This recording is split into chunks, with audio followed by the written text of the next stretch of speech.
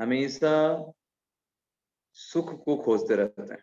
हमारे जीवन में जो कुछ भी कार्य हम करते हैं, है ना, सुबह उठने से रात सोने तक, वो सारे के सारे कार्य के पीछे एक हमारा मोटिव होता है कि हमें सुख चाहिए, हमें हैप्पीनेस चाहिए, है ना? क्या हम दुखी होने के लिए कोई कार्य करते हैं? कोई ऐसा कार्य जो हम दुखी होने के लिए करते हो कि चलो आज ये करते हैं, थोड़ा परेशान हो जाएंगे, अच्छा रहेगा, मजा आएगा, ऐसा कभी करते हैं हम? बताइए, कोई भी कार्य शेयर कर सकते हैं? क्या कोई भी कार्य हम दुखी होने के लिए करते हैं? नहीं, बिल्कुल भी नहीं। हमारे हर एक कार्य का एक औचित्य यही होता है कि हम खुश रहें, हैप्पी रहें। उसके लिए हम सारे कार्यों को करने के लिए निमित्त रहते हैं। हम प्रयोग अलग अलग जीवन के प्रत्येक समय में हमारा कार्य करने का तरीका अलग होता है, लोग अलग होते हैं, परिस्थितियां अलग होती हैं, लेकिन हमारा उद्देश्य एक ही रहता है कि हमको खुश होना है ना? हम कभी भी बीमार होने के लिए, कभी भी अपने आप को कष्ट देने के लिए कोई भी काम नहीं करते। तो इसी तरीके से अगर हम अपनी इस दृष्टिकोण को समझें, जैसे मैं आपको भी दिखाऊंगा कैसे इस संसार में प्रत्येक वस्तु के लिए, है ना, हमारा कार्य सिर्फ एक ही रहता है कि हम खुश हों, इसीलिए हम कार्य करते हैं।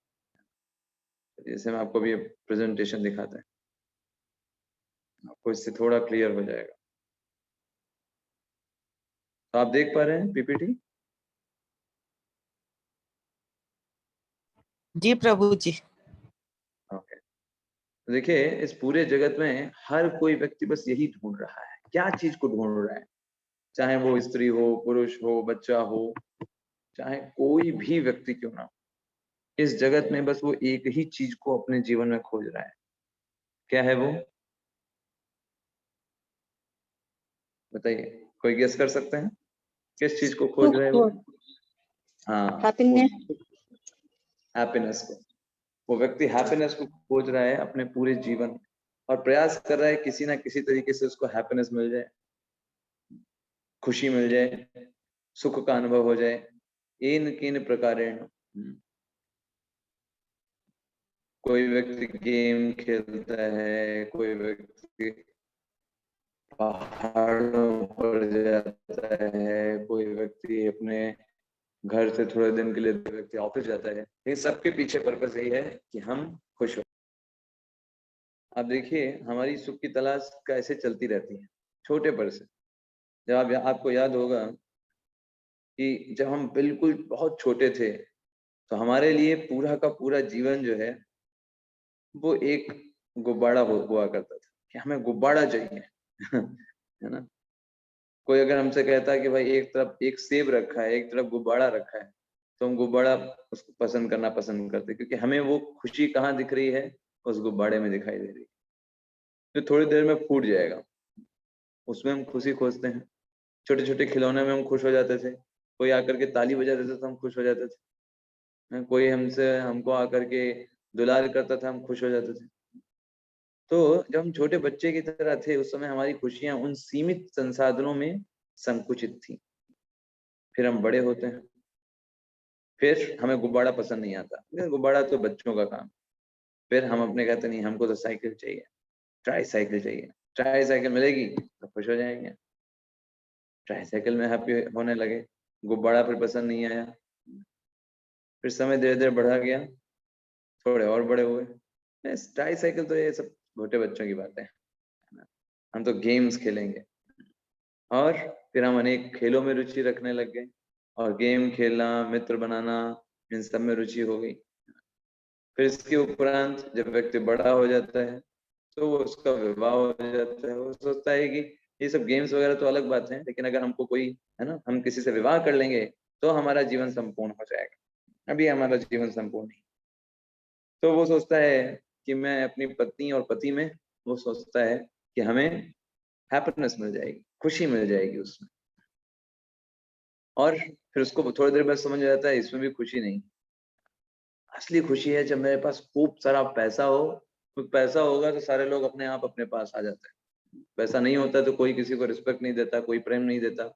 इसलिए जिसके पास पैसा वही हैप्पी, वही खुश।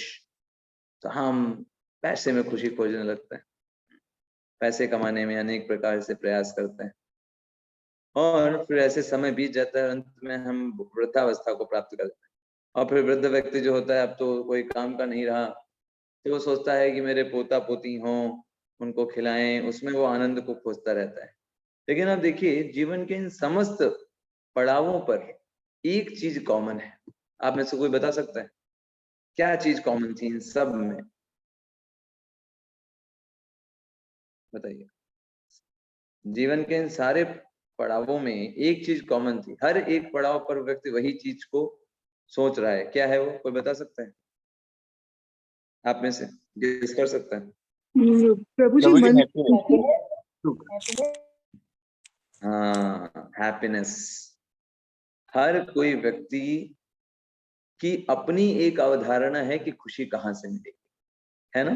देखिए कितना मतलब हमारे सामने प्रैक्टिकल है, भगवत गीता हमको सिखाती है। हर एक व्यक्ति जो अपने स्तर पर है, उसके हिसाब से उसकी खुशी की डेफिनेशन अलग है ना? उसकी खुशी की डेफिनेशन ही अलग है, पूरी की पूरी डेफिनेशन अलग। बच्चा तो उसके लिए सब कुछ खिलौने, है ना?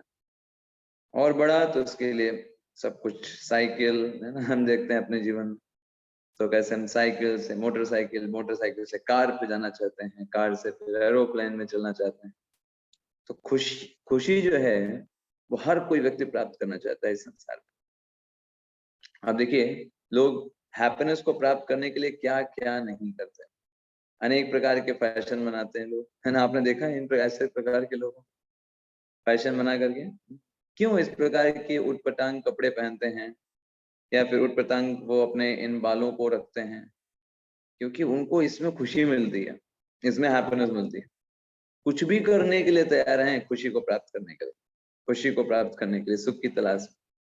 अनेक प्रकार की हेयर स्टाइल, अनेक प्रकार के कपड़े पहनते हैं और उसको फैशन बोल देता है।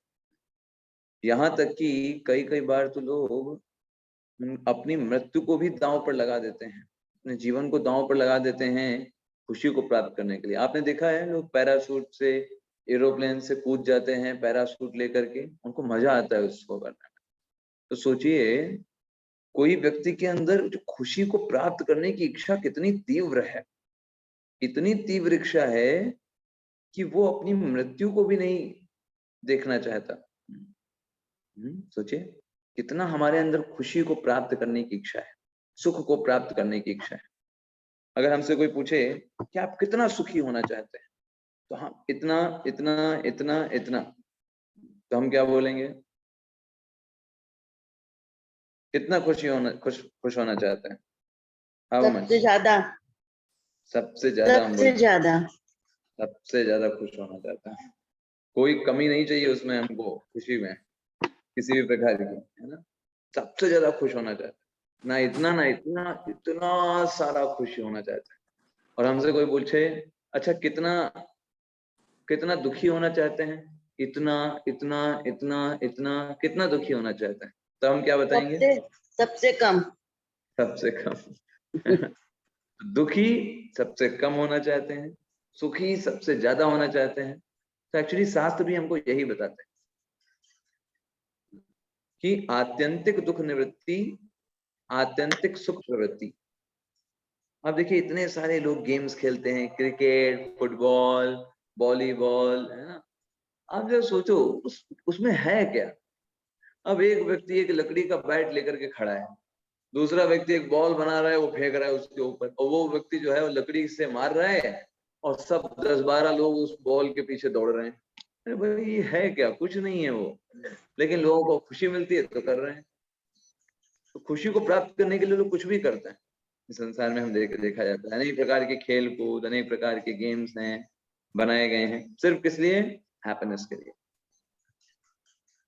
आप देखिए कितने प्रकार के लोग नशा करते हैं, शराब पीते हैं, अनेक प्रकार के वो सिगरेट पीते हैं, व्यभिचार करते हैं। किस लिए?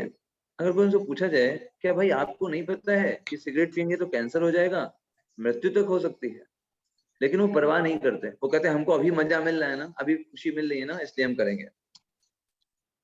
देखिए, ये जो उनके अंदर सुख को प्राप्त करने की है, ये गलत नहीं है। सुख को प्राप्त करना तो हमारा नेचर है, हम आत्मा है, आत्मा तो सच्चिदानंद है। आनंद को प्राप्त करने की उसकी इच्छा होनी ही चाहिए, होनी ही चाहिए उसको सुख के प्राप्त करने की इच्छा। लेकिन जब वो इच्छा को शास्त्रों के द्वारा निर्देशित नहीं किया जाता है, तब इसी प्रकार की चीजें होती हैं, इसी प्रकार की चीजें देखी जाती। लोग गलत तरीके से सुख को प्राप्त करना चाहते हैं, फ्रॉम द रॉन्ग वेज। नशा करते हैं, गलत पार्टियां करते हैं, उस प्रभु जी तरीके से आवाज सुख। नहीं आ रही है क्लियर। अच्छा, क्या सभी को नहीं आ रही है आवाज क्लियर? नहीं प्रभु जी आ रही है आवाज। आवाज क्लियर आ रही है। अच्छा, शायद जिनको नहीं आ रही है, मे बी शायद नेटवर्क आपको प्राप्त है। प्रभु जी आवाज नहीं आ रही है। हाँ, आवाज बाकी सभी को आ रही है माता जी। आप एक बार अपना नेटवर्क चेक कर लीजिएगा, can check your network.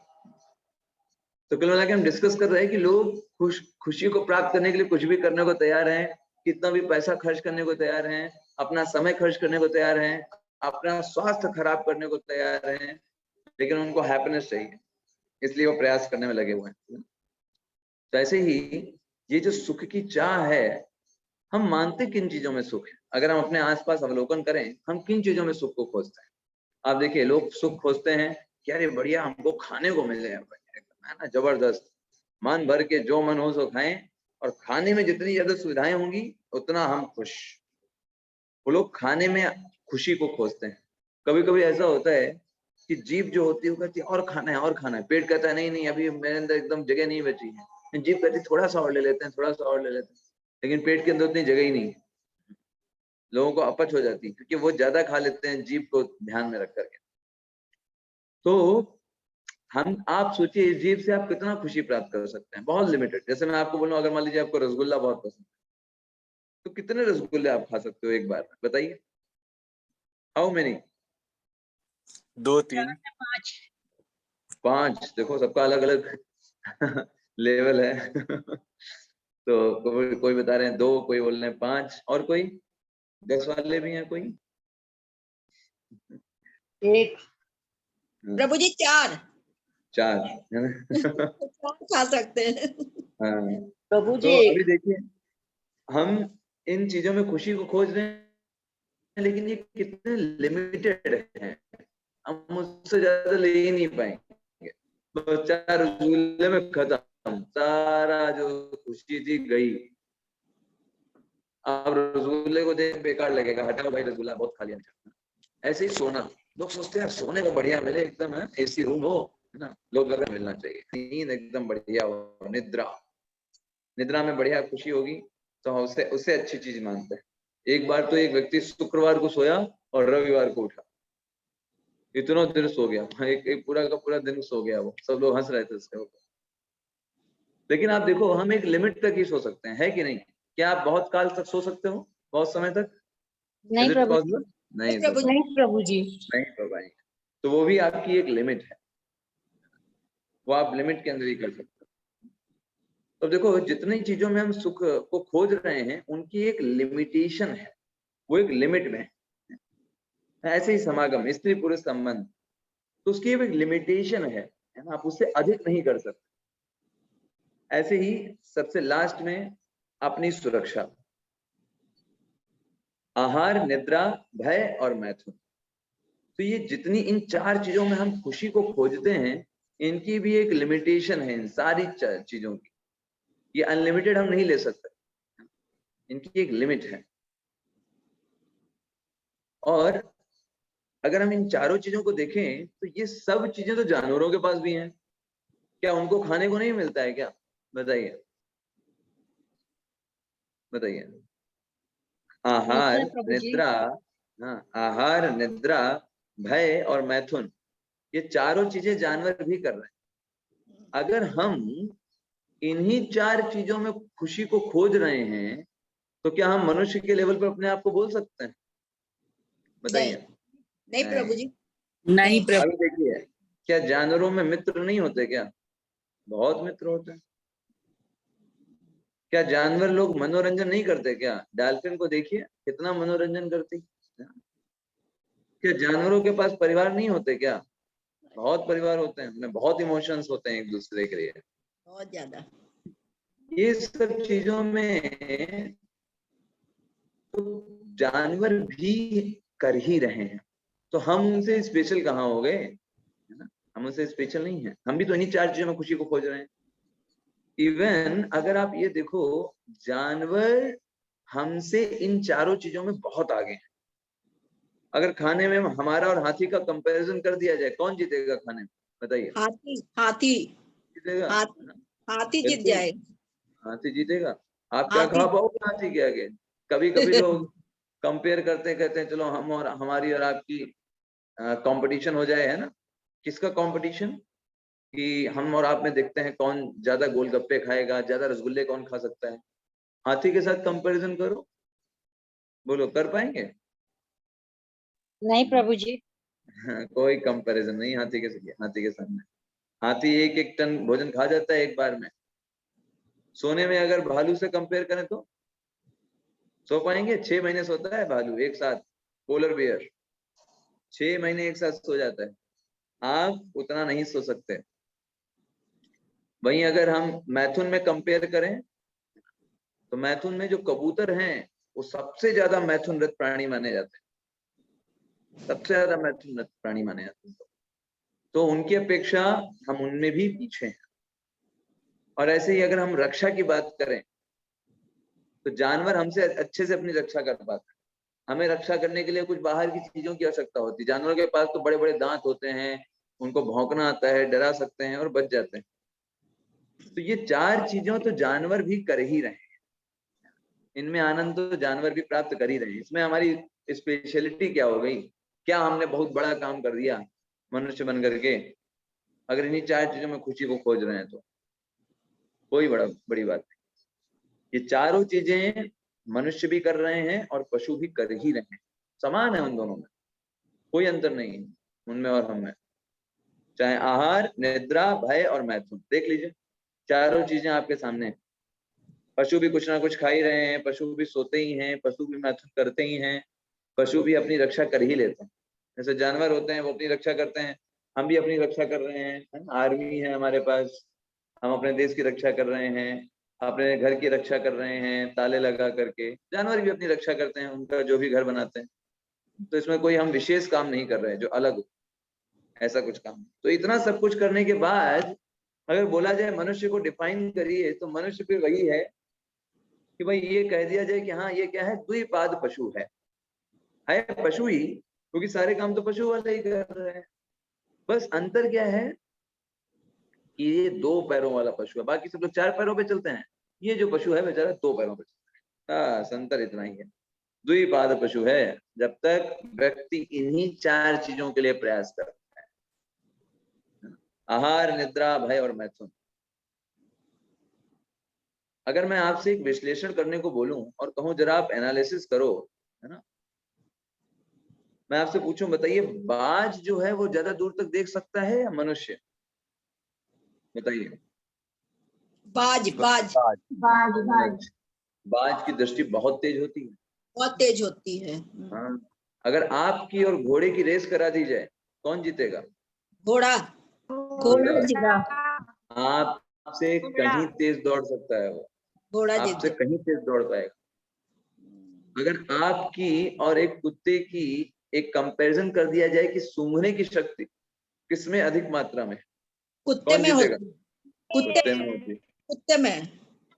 Otherwise आप देखो इतने बड़े बड़े ऑफिसर्स होते हैं, कुत्ते को साथ में लेकर के टहलते हैं जब अपराधी को खोजना होता है ना? कुत्ते अगर को, उनके अंदर इतनी सूंघने की क्षमता है तो कुत्ते को क्यों लेकर टहलते हैं? खुद ही सूंघ लें। लेकिन कुत्ते को लेकर टहलते हैं, उनको पता है हम नहीं खोज पाएंगे, कुत्ता खोज लेगा। कुत्ता। ऐसे ही हाथी और आप में अगर कंपेयर कराया जाए खाने में तो कौन जीतेगा? हाथी, हाथी। हाँ, हाथी। ऐसे अगर आप में और भालू में सोने का कंपैरिजन कर दिया जाए, भाई देखते हैं कौन ज्यादा सोता है, कौन जीत जाएगा?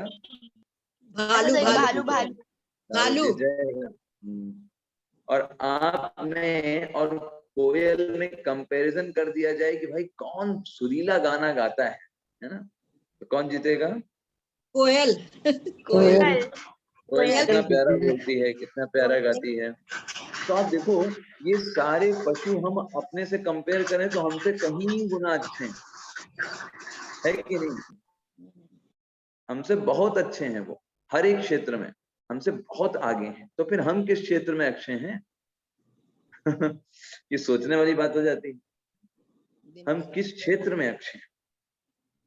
क्योंकि ये सब तो हमसे अच्छे हैं किसी ना किसी क्षेत्र में। तो हम खुद को मनुष्य किस आधार पे कहें? क्योंकि हम देखते हैं अरे भाई ये सब पशु होकर के हमसे कई गुना अच्छे हैं, हर क्षेत्र में, कोई दौड़ने में, कोई खाने में, कोई बहुत दूर तक देखने में, इन सब चीजों में ये हमसे बहुत ज्यादा अच्छे हैं। अच्छा, कुछ लोग व्यक्ति बोल सकते हैं नहीं प्रभु जी एक्चुअली हमारे पास बुद्धि बहुत ज्यादा होती है, जानवरों के पास उतनी बुद्धि नहीं होती। ऐसी बात नहीं है, जानवरों के पास बुद्धि भी बहुत होती है। आप अगर ये देखो इस संसार में कि आपने अगर बिल्ली को ऑब्जर्व किया, बिल्ली देखो जब किचन में कोई नहीं होता है कितना ध्यान पूर्वक किचन में जाती है, पैरों को दबा दबा कर, और भगोने में दूध होता है, उसको पता है वहीं पर दूध है ना, और वो उसी दूध को वहां पे ग्रहण कर लेती है। सोचिए, तो क्या वो उसके पास बिना बुद्धि के उसने वो काम कर दिया? क्या इसके लिए बुद्धि की आवश्यकता नहीं है? बताइए, बिना बुद्धि के कैसे होगा? ऐसे ही आप देखिए इतने सारे पशु हैं, सबको पता होता है उनको क्या करना है, कैसे खाना है, कहाँ जाना है। आप एक कोई कुत्ता जा रहा हो, हल्का सा आप एक पत्थर उठाइए, देखिए वो भाग जाएगा, उसको पता है। तो क्या ये बिना बुद्धि के समझ गया वो क्या आप मारने जा रहे हो? बताइए, नहीं, उसने, उसके पास बुद्धि है तभी समझा ना, अगर बुद्धि नहीं होती तो कैसे समझता? तो इसका मतलब क्या है कि पशुओं के पास भी बुद्धि होती है, ऐसा नहीं है उनके पास बुद्धि नहीं, लेकिन उनमें और हम में अंतर क्या है कि पशु जो है अपनी बुद्धि का प्रयोग सिर्फ और सिर्फ खाने पीने, सोने और मैथुन करने में प्रयोग करता है। ये पशु के पास जो बुद्धि है वो सिर्फ इन्हीं चीजों में खर्च होती है। अगर हम एक तरीके से देखें, जानवरों के पास कोई ये सब फोन और लैपटॉप, ये सारे है ना, रॉकेट वॉकेट कुछ नहीं है, लेकिन जानवर की जो जीवन है जानवरों का वो मनुष्यों से ज्यादा शांत है। इस बात को मानते हैं आप? इस बात को आप स्वीकार करते हैं कि जानवरों का जीवन मनुष्य से ज्यादा शांत? क्या आपने कभी सुना कि जानवर जो हैं वो तनावग्रस्त हो गए हैं? कभी आपने ऐसा सुना? जानवरों में तनाव हो गया है, लेकिन नहीं प्रभु मनुष्यों जी, में नहीं कितना सुने। तनाव, कितना तनाव होता है मनुष्यों के अंदर? क्या कभी आपने ये सुना कि जानवर जो हैं वो तलाक ले लिए, जानवर जो हैं वो उदास बैठे हैं, सुसाइड कर लिया उन्होंने? कभी आप सुना आपने? कभी नहीं नहीं प्रभु, सुना। कभी नहीं। लेकिन मनुष्य देखिए, मनुष्य जानवरों से भी बदतर जीवन को जी रहा है, उदास जीता है, सबके सबसे दुखी है, परेशान है। बड़ी बड़ी बिल्डिंग्स में तो हैं, बड़े बड़े फ्लैट्स में तो हैं, लेकिन वो फ्लैट हैप्पीनेस नहीं देता, हमारे संबंध हैप्पीनेस देता है। उनके पास बड़े बड़े फोन तो हैं, फोन हैप्पीनेस नहीं देते, उनमें जो बातें की जाती हैं उनसे खुशी प्राप्त होती है। तो बेसिकली इतनी सारी सुख सुविधाएं होने के बावजूद भी मनुष्य पशुओं से भी बदतर जिंदगी जी रहा है। कभी आपने नहीं सुना होगा कि कोई कुत्ता जो है वो परेशान हो गया, फ्रस्ट्रेट हो गया अपनी पत्नी से, और उसने वो जो है वो अभी नींद की गोलियां खा रहा है या नशा करने लग गया? सुना आपने कभी ऐसा? नहीं। मनुष्य, मनुष्य तो वो उससे भी बदतर जिंदगी को जीता है। तो जितनी भी ये तकनीक है, लैपटॉप, मोबाइल, बड़े बड़ा ये सब सिस्टम, मूवीज, ये सब वास्तव में हमको सच्चा आनंद प्रदान नहीं करते। ये सिर्फ जो है हमको खाने पीने, सोने, और जो एक जानवर का जीवन है उसमें जो आनंद प्राप्त होते हैं, बस उसी स्तर तक हमको खुश कर सकते हैं। तो ये सब वेस्ट है एक्चुअली, हमारे वेस्ट की तरह है।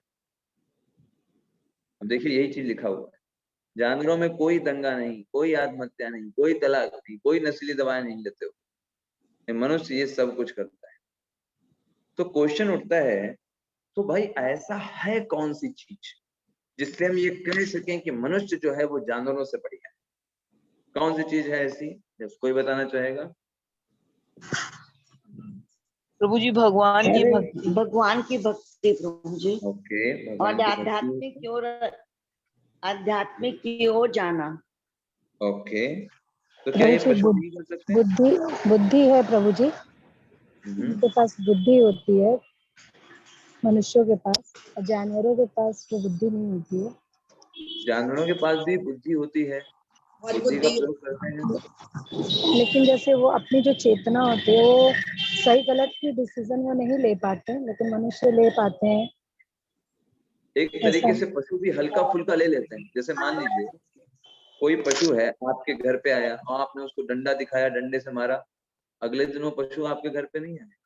उसको इतना दिमाग रहता है कि यहाँ जाएंगे तो डंडा मिलेगा, वो वहीं जाएगा जहाँ खाना मिलता है। गाय देखिए उसी घर में जाएगी जहाँ उसको रोटी मिलती होगी, वहीं जाके खड़ी हो जाएगी। तो हम क्या देख रहे हैं कि इनके अंदर भी बुद्धि है, लेकिन वो बुद्धि सिर्फ 4 ही चीजों में चलती है जानवरों। कैसे अच्छा खाएं, कैसे अच्छे से सोएं, कैसे अच्छे से मैथुन करें, कैसे अच्छे से अपनी रक्षा करें। इन 4 चीजों में ही अपनी बुद्धि का प्रयोग करते हैं पशु। लेकिन मनुष्य जो है उसके पास उच्च बुद्धि होती है, वो अपनी बुद्धि को इन 4 चीजों से अलग कार्यों में लगा सकता है। इसलिए ये श्लोक महाभारत में आता है, जो आपकी स्क्रीन पर अभी आपको दिखाई दे रहा होगा। क्या आप श्लोक को देख पा रहे हैं अपनी स्क्रीन पर? जी प्रभु जी। यस प्रभु जी। जी प्रभु जी। जी तो ये प्रभु जी। श्लोक क्या बताता है? आहार निद्रा भयमैथुनं च सामान्येतादि पशुभे नराणां धर्मो हि तेषाम् अधिको विशेषो धर्मेण हीनः पशुभिः समानः। तो इस श्लोक का क्या बताता है? आहार, निद्रा, भय और मैथुन, ये 4 चीजें पशुओं में भी समान है और हम में भी समान है। तो फिर अंतर क्या है? धर्मो हि तेषाम् अधिको विशेषो, धर्म जो है ये विशेष है। धर्म का मतलब क्या? धर्म का मतलब ये कि अपने बारे में जानने का प्रयास करना। 3 प्रश्न कौन कौन? मैं कौन हूं, मेरे जीवन का लक्ष्य क्या है, मैं नहीं चाहता हूं तो मेरे जीवन में कष्ट क्यों आते हैं। मैंने तो कभी कष्ट को इनवाइट नहीं किया कि भैया मैं बहुत दिनों से बीमार नहीं हुआ हूं, चलो एक डेंगू आ जाए, हमने तो इनवाइट नहीं किया। लेकिन फिर भी हमारे ना चाहते हुए भी मेरे जीवन में कष्ट क्यों आ रहे हैं। ये 3 प्रश्न जब कोई व्यक्ति पूछता है, इसका मतलब वो व्यक्ति अभी मनुष्य कहलाने के योग्य है। जब तक उसने 3 प्रश्न नहीं पूछे तब तक फिर वो पशु ही है। देखिए जैसे आपको भी स्क्रीन पर दिखाई दे रहा है, अगर कोई मनुष्य सिर्फ खाना, सोना, संभोग करना और रक्षा करना, इन्हीं के बारे में इंक्वायरी रखता है, इन्हीं के बारे में रुचि रखता है, तो वो पशु ही है। पशु भी यही बस करते हैं, उनको खाना दे दो, सोना दे दो, मैथुन दे दो, अपनी रक्षा कर दो, बस वो खुश, उनको और कुछ नहीं चाहिए। लेकिन मनुष्य के पास उच्च सिद्धांत है, वो सोच सकता है ये जीवन क्यों है, मेरा शरीर क्यों बदल रहा है, मेरा इस पर नियंत्रण क्यों नहीं है ना, मैं हमेशा स्वस्थ क्यों नहीं रह सकता, मृत्यु क्या होती है। तो ये सब उच्च सिद्धांत, जैसे गौतम बुद्ध ने इंक्वायरी किया। गौतम बुद्ध जब पहली बार निकले अपने महल से, तो उन्होंने देखा एक बहुत बूढ़ा व्यक्ति बैठा हुआ था, खांस रहा था उसका। तो उन्होंने बोला ये कौन सा व्यक्ति है भाई? तो सारथी ने बोला ये बुढ़ापा है, ये सबको होता है। उन्होंने कहा है तो सबको होता है, कोई व्यक्ति कितना भी युवा हो। तो गौतम बुद्ध ने कहा मुझे भी बुढ़ापा होगा, तो भी होगा। अच्छा, फिर देखा भाई एक व्यक्ति जो था उसको 4 लोग कंधे पे लाद करके लेके जा रहे थे, सब राम नाम सत्य है, राम नाम सत्य है। ये क्या हुआ भाई? तो सारथी ने बताया ये तो मृत्यु है। इसका मतलब क्या होता है? इसका मतलब जितना भी आपने सब कुछ यहाँ किया है वो यहीं का यहीं, और सब कुछ छोड़ करके आपको जाना पड़ता है। तो क्या ये सबको होता है? सबको होता है, हमको भी होगा। हाँ आपको भी। तो ये सब इतना यहाँ पर सब कुछ ये सब जो बनाया ये सब खत्म। फिर आपने जितना जो भगवान की सेवा किया है, अच्छे कर्म को किया है, वो आपके साथ जाता है। तो ये देखो, गौतम बुद्ध जो हैं वो एक बता रहे हैं कैसे ह्यूमन लाइफ ये सोच सकता है। हमारे अंदर ये क्षमता है सोचने की। पशु को दिखाई देता है ये सब समझ पाता? बताइए ना, वो नहीं समझ पाता।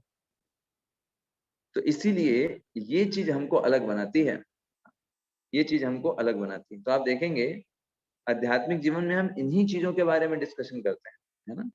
क्या उच्च सिद्धांत कि मैं कौन हूं,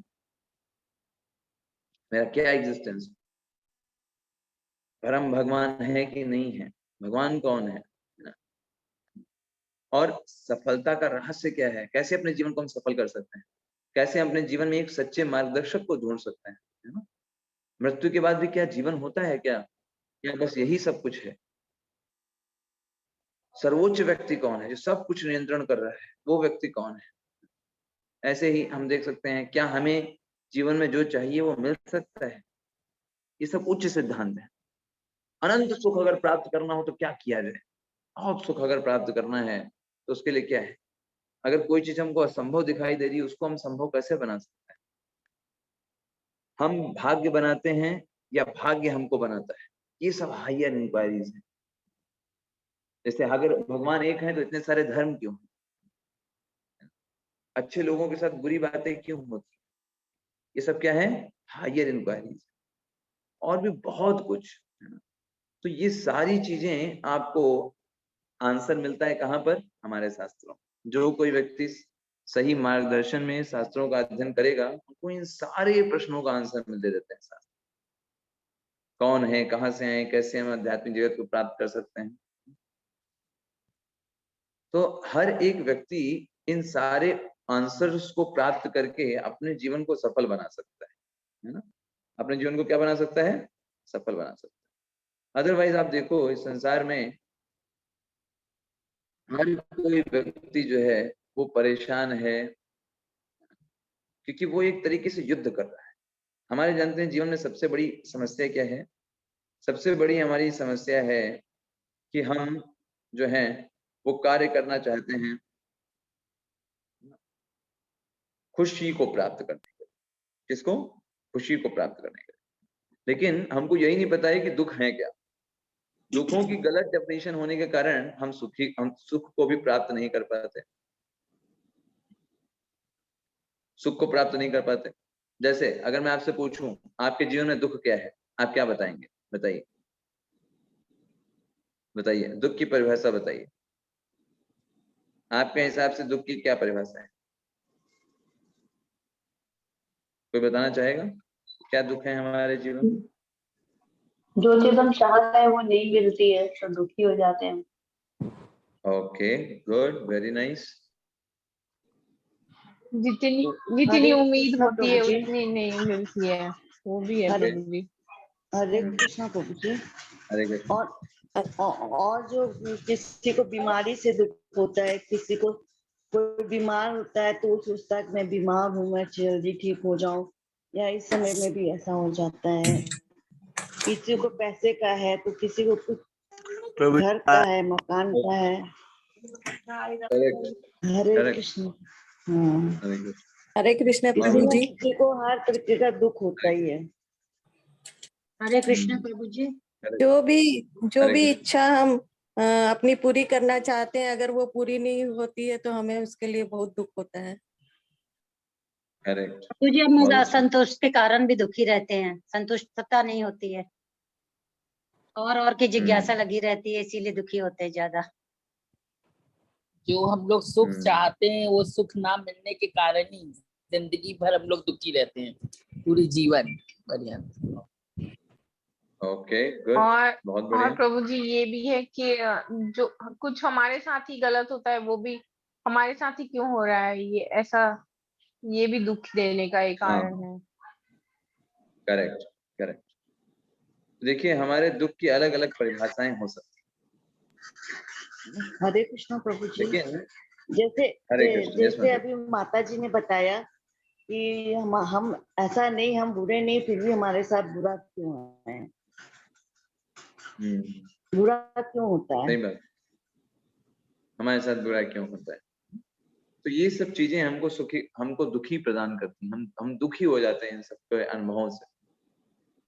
लेकिन अगर हम अपने एक जीवन को एनालिसिस करें, एक सामान्य व्यक्ति दुखी क्यों होता है? वो सोचता है मेरे पास नौकरी नहीं है, मेरे संबंध अच्छे नहीं हैं, है ना, मेरे परिवार में उस व्यक्ति ने के साथ मेरा संबंध अच्छा नहीं है, या फिर मुझे पुत्र नहीं है, मेरा विवाह नहीं हो रहा है ना, या फिर वो बोल सकता है कि मुझे मेरे माता पिता नहीं हैं, या बोल सकता है कि मेरे मित्र के पास बहुत ज्यादा धन है, ये मेरे लिए बहुत दुख का कारण है ना।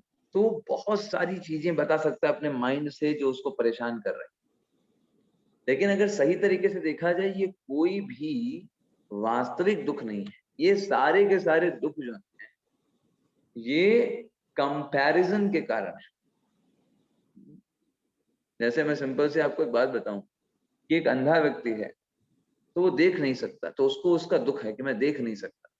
लेकिन अगर आप सही से ऑब्जर्व करें तो उस अंधे व्यक्ति को इस चीज का दुख नहीं है कि वो देख नहीं सकता है, उसको इस चीज का दुख होता है कि बाकी लोगों को क्यों दिखाई दे रहा है। अगर मान लीजिए सारे के सारे लोग अंधे हो जाएं तो उस अंधे व्यक्ति को कोई प्रॉब्लम होगी? नहीं होगी प्रभु जी। कोई प्रॉब्लम नहीं, सबके सब अंधे हैं।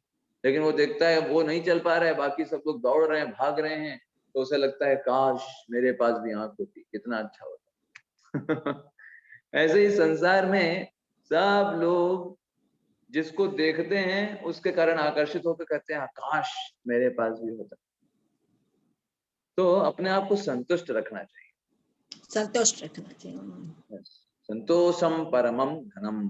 संतोष ही जो है वो परम धन है। शास्त्रों में वर्णन आता है अगर आपको व्यक्ति को खुश रहना है तो भौतिकता में हमें अपने नीचे के व्यक्ति को देखना चाहिए। कि देखो बहुत सारे लोग हैं, उनके पास धन नहीं है, अच्छे परिवार नहीं है, उनके पास माता पिता नहीं है, उनके लोग कहना नहीं मानते हैं। ऐसे परिवारों को देखें कम से कम कि भाई हम तो देखो कितना अच्छे हैं उनसे, उससे संतुष्ट रहें, संतुष्ट है।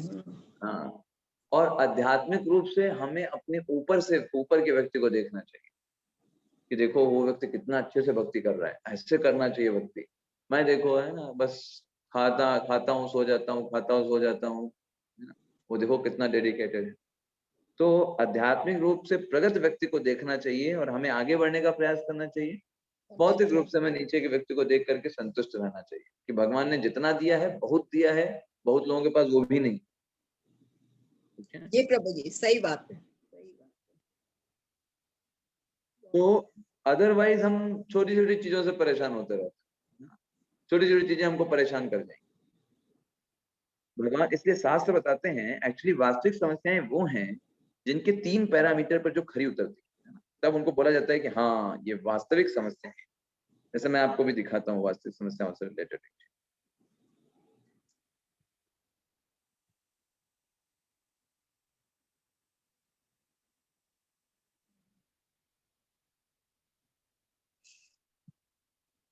तो वास्तविक समस्याएं जो होती हैं वो इन 3 पैरामीटर्स पर खरी उतरती, वो सबके लिए समान होंगी, कोई उसको चाहता नहीं होगा और कोई उससे बच भी नहीं पाए।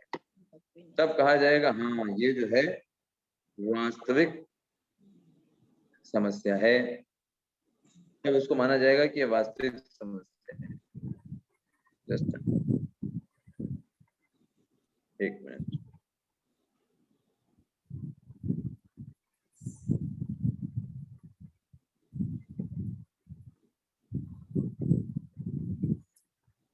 तो आप बताओ ऐसी कौन सी समस्या है जो इन 3 पैरामीटर पर खरी उतरती है, सबके लिए समान हो, कोई नहीं चाहता हो और कोई बच भी ना पाए?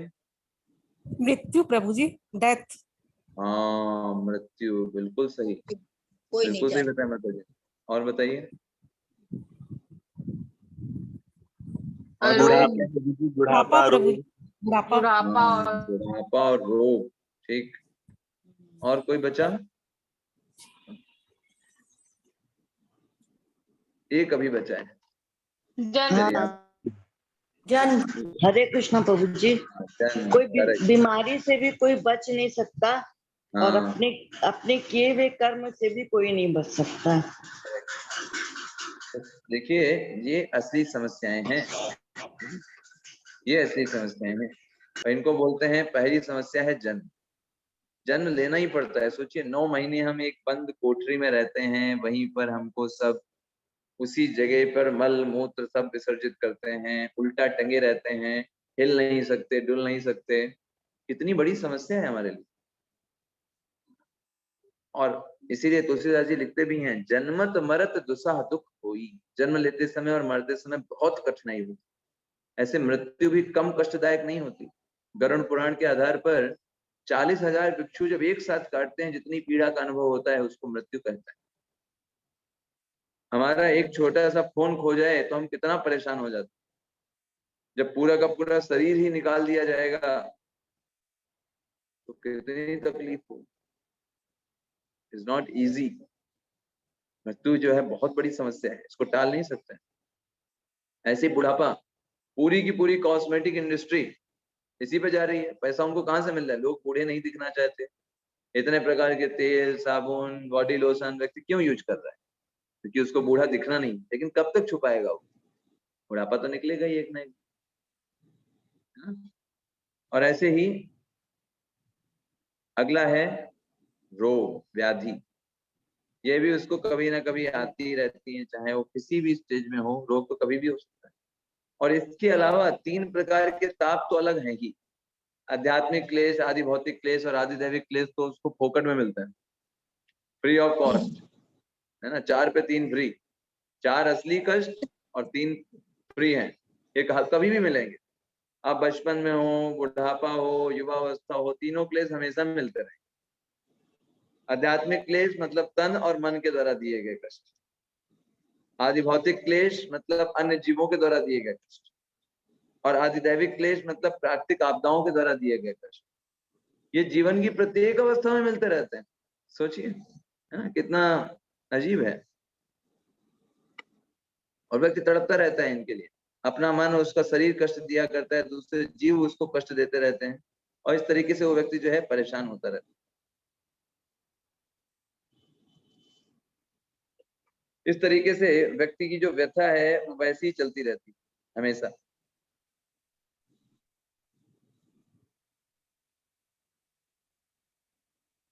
इससे वो निकले कैसे? क्या उपाय है इससे निकलने का? जब हम हरे कृष्णा जीवन प्रभु के जी। सच्चे दुखों को समझ जाते हैं, जीवन के हरे कृष्णा सच्चे प्रभु जी। दुखों को समझ जाते हैं, तब हम आगे बढ़ सकते हैं। तब हम वास्तव में सच्चे सुख के लिए बढ़ सकते हैं। जब हमको दुख ही नहीं पता है कि असली सच्चे दुख क्या है, तो सच्चा सुख क्या खोजेंगे? तब अगर हम सिर्फ सापेक्ष दुखों को देख रहे हैं कि मेरे पास नहीं है, उसके पास है, वो मिल जाए तो खुश भी हो जाए, तो ये तो सापेक्ष सुख खोज रहे हैं। तो सापेक्ष सुख ही मिलेगा, सच्चा सुख नहीं मिलेगा। सच्चा सुख प्राप्त करना है तो सच्चे दुख को निकालना होगा। सच्चे दुख हैं, भगवान भगवत गीता में बोलते हैं इन्हीं 4 दुखों के बारे में, 13वें अध्याय के 8वें श्लोक।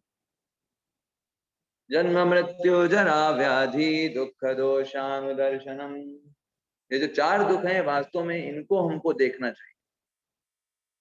इसको बुद्धिमान व्यक्ति देखते हैं। तो जो व्यक्ति इन 4 दुखों को असली दुख मान करके भगवान के इस पथ पर आगे बढ़ता है, भक्ति योग में आगे बढ़ता है, और भगवान के नाम को ग्रहण करता है, सोचता है कि कैसे मैं इस संसार में फंसा हुआ हूँ, मेरे अपने जीवन पर कोई कंट्रोल नहीं है, कभी भी मृत्यु आ सकती है। चाहे युवावस्था पे हो, चाहे हम वृद्धावस्था पे हो, या प्रौढ़ावस्था पे हो, पौगंड अवस्था पर हो, बालावस्था में हो, हमारे ऊपर कोई नियंत्रण नहीं। ये समस्त प्रकार से प्रकृति ने इस शरीर पर नियंत्रण करके रखा है। इस प्रकृति के द्वारा पूरा शरीर संचालित हो रहा है। तो इस प्रकार से जब व्यक्ति इस चीज को समझता है और भगवान के सामने शरणागति लेता है, कहता है भगवान आप ही मेरे शरण देने वाले हैं, आप शरण नहीं देंगे तो मुझे कौन शरण देगा, कौन बचाएगा इस प्रकार के समस्त दुखों से। तो व्यक्ति जब भगवान को अप्रोच करता है और भगवान के नामों को जपना प्रारंभ करता है, तो उसी समय उसका सारा ये जो दुख होते हैं वो सब खत्म होने की स्टेज आ जाती है। इसलिए भगवान भगवत गीता में बोलते हैं कि भाई मेरी माया तो बहुत टफ है पार कर पाना। दैवी हेषा गुणमयी मम माया दुरत्तया मामेव ये प्रपद्यन्ते माया में ताम तरन्ति। मेरी माया को पार कर पाना बहुत कठिन है, लेकिन अगर कोई व्यक्ति मेरी शरण में आ जाए, कहते प्रभु आप ही बचा सकते हो, मेरे नियंत्रण में कुछ नहीं है, तो भगवान कहते हैं ऐसे व्यक्ति बड़ी आसानी से पार कर जाते हैं। क्योंकि उनको मेरे मेरे चरण का सहारा मिल जाता है। लेकिन भगवान चाहते हैं कि आप आओ उनकी शरण। आप नहीं जाओगे तो भगवान ऐसे नहीं मदद करना। अगर आपको जरूरत है तब भगवान आपकी आपकी मदद करेंगे। आप उनके पास जाओ, मांगो भगवान की भक्ति, तब भगवान देंगे। दैट इज द, इसीलिए जो जीव की स्वतंत्र इच्छा है वो क्या है कि वो भगवान की भक्ति करे अथवा ना करे, ये उसकी स्वतंत्र इच्छा है। लेकिन अगर कुछ स्वतंत्र इच्छा का कोई सदुपयोग करता है और भगवान की शरण ग्रहण करता है, ये उसका क्रेडिट है। बाकी सारा काम तो भगवान करेंगे वो फिर हमारा काम नहीं है, वो सब भगवान का काम। तो देखिए कितना सुंदर वर्णन आता है रामायण में, रामचरितमानस में, कि हर समय जो भगवान के भक्त हैं वो भगवान की प्रसन्नता के लिए काम करते हैं और सब कुछ जीवन में प्राप्त करते हैं। हम उनका एक एम रहता है, भगवान की सेवा, भगवान की प्रसन्नता। भगवान की प्रसन्नता को अपने जीवन का उद्देश्य बना करके वो अपना पूरा जीवन निर्वहन कर देते हैं और कब इस भौतिक संसार से पार हो जाते हैं वो जान भी नहीं पाते। इस जन्म में रहते हुए भी तो बहुत खुश रहते हैं, दूसरे लोगों को खुश करते रहते हैं, खुद खुश रहते हैं और जन्म होते ही भगवत धाम चले जाते हैं। तो इस तरीके से भगवान के नाम में इतनी शक्ति है कि हमारे जितने भी कर्म बंधन हैं, जितने भी ये सारी समस्याएं हैं, सब को तत्क्षण खत्म करने की क्षमता रखती है। जन्म कर्म च मे दिव्यम एवं यो वेत्ति तत्त्वतः त्यक्त्वा देहं पुनर्जन्म नैति मामेति सो अर्जुन। भगवान भगवद्गीता में बोलते हैं ऐसे व्यक्ति का दोबारा जन्म नहीं होता जो मेरे जन्म और कर्म के सबको समझ लेता है। भगवान भगवद्गीता में दूसरे श्लोक में एक और बात बोलते हैं, मामुपेत्य पुनर्जन्म दुःखालयम् अशाश्वतम् नाप्नुवन्ति महात्मानः संसिद्धिं परमं गतः। हे अर्जुन, जो व्यक्ति मेरी शरण को ग्रहण कर लेता है, मुझको ग्रहण कर लेता है, मामुपेति कौन्तेय दुःखालयम् अशाश्वतम्, तो वो जब इस दुख से भरे हुए जगत को जो अशाश्वत है इसको बड़ी आसानी से पार कर जाता है और वो मेरे धाम को आ जाता है जहां से उसको वापस नहीं जाना पड़ेगा। यद गत्वा न निवर्तन्ते तद धामम परमम मम। एक बार जो व्यक्ति उस धाम में चला जाता है उसको वापस लौट करके नहीं। तो हमारे लिए कितना आसान प्रक्रिया बनाया है श्रील प्रभुपाद जैसे आचार्यों ने। हम भगवान के नामों का जप करते हैं, हरे कृष्णा कृष्णा कृष्णा हरे हरे, हरे राम राम राम हरे हरे, और सेवा भावना से अपने जीवन के समस्त कार्यों को करने का प्रयास करते हैं और इस तरीके से बड़ी आसानी से भगवान कृपा को प्राप्त करते हैं। साथ ही साथ हमें इस बात को याद रखना चाहिए कि भगवान के नामों को हमें बहुत ध्यान पूर्वक जप करना चाहिए। जितना ध्यान पूर्वक जप करेंगे उतना तेजी से प्रगति करेंगे, और जितना उनको कैजुअली लेंगे तो भगवान तो कहते ही हैं चौथे अध्याय के 11वें श्लोक में, ये यथा माम प्रपद्यन्ते ताम तथैव भजाम्यहम्। अगर आप भगवान का नाम जप कर रहे हैं और अलग अलग कुछ कार्य भी कर रहे हैं तो फिर ये अच्छी बात नहीं। भगवान को हमें एक्सक्लूसिव टाइम देना चाहिए, है ना। जब हम किसी व्यक्ति से मिलने जाते हैं तो हम चाहते हैं भाई वो व्यक्ति भी हमसे मिले, है ना। ऐसा नहीं वो फोन भी चलाता रहे और लोगों से बात भी करता रहे और हमको भी बोले हाँ ठीक ठीक खड़े रहिए बात करेंगे आपसे तो हमें अच्छा नहीं लगेगा। ऐसे ही जब हम भगवान के लिए समय निकालते हैं तो वो सिर्फ भगवान को ही देना चाहिए। उसमें हम और कुछ ना मोबाइल चला रहे हैं, किसी से बात करने लगे, ये नहीं होना चाहिए। भगवान को एक्सक्लूसिव टाइम देना चाहिए। हरे कृष्ण कृष्ण कृष्ण हरे हरे, हरे राम राम राम हरे हरे, हरे कृष्ण कृष्ण कृष्ण हरे हरे, हरे राम राम राम हरे हरे। इस तरीके से भगवान के नामों का बहुत ध्यान पूर्वक जप करके हम इस पूरे भौतिक जगत के सारे प्रपंच को एक क्षण में खत्म कर सकते हैं। प्रभुपाद जी से एक बार व्यक्ति ने पूछा कितना समय लगता है भगवान का भक्त बनने में? प्रभुपाद जी ने बोला 1 सेकेंड, 1 सेकेंड। हाँ, बस ये चेतना मन में हो जाए कि मैं भगवान की सेवा के लिए कार्य करना चाहता हूँ। I want to serve Lord. मैं जो कार्य करना चाहता हूँ भगवान की प्रसन्नता के लिए करना चाहता हूँ। और हमारे सामने उदाहरण भी है, खटवांग महाराज, उनके पास सिर्फ 1 घड़ी बची हुई थी। उस 1 घड़ी में उन्होंने अपनी चेतना को भगवान में समाहित करके भगवत धाम चले गए। खटवांग महाराज, तो ये भगवान राम के पूर्वज थे खटवांग जी। तो मतलब क्या है, हमारी सारा खेल हमारी चेतना का है। एक्सटर्नल तो सब बाहरी चीज है, बाहर हम क्या पहनते हैं, क्या करते हैं, ये सब बाहर की बातें हैं। सारी काम चेतना का है। हम किस भावना के साथ कर रहे हैं, हम भोजन बना रहे हैं किस भावना के साथ बना रहे हैं, हम मंदिर जा रहे हैं किस भावना के साथ जा रहे हैं, हम नृत्य कर रहे हैं किस भावना के साथ कर रहे हैं, हम क्लासेस सुन रहे हैं किस भावना के साथ सुन रहे हैं, हम क्लासेस दे रहे हैं किस भावना के साथ दे रहे हैं कि मैं सेवक हूँ, मैं दास हूँ, भगवान की सेवा है, भगवान को प्रसन्नता मिलेगी, भगवान के भक्तों को प्रसन्नता मिलेगी। ये सोच करके इस चेतना के साथ भगवान की जब कोई सेवाएं करता है, वो भगवान को प्रसन्न करते हैं। जितना भगवान प्रसन्न होंगे, हमारे हृदय के मल दूर होते चले जाएंगे, भगवान का प्रेम हमारे हृदय में आता चला जाएगा और हम इस जीवन की सफलता को प्राप्त कर पाएंगे। That is the meaning of our life, है ना। तो इसलिए हमें बहुत ध्यान पूर्वक भगवान के नामों का जप करना चाहिए। यही हमारा धन है। भक्तों का धन क्या है? भगवान का नाम, नाम कीर्तन।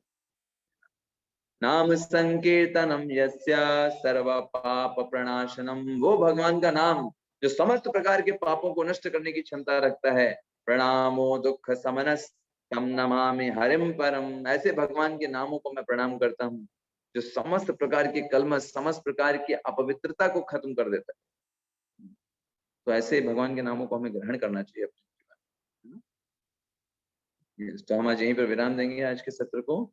तो असली सुख, अगर आपसे कोई पूछे कि भाई आप आज की क्लास थी सुख की खोज, कैसे मिलेगा असली सुख, तो आपने क्या सीखा? तो आप बताना असली सुख है वो भगवान के नाम में है।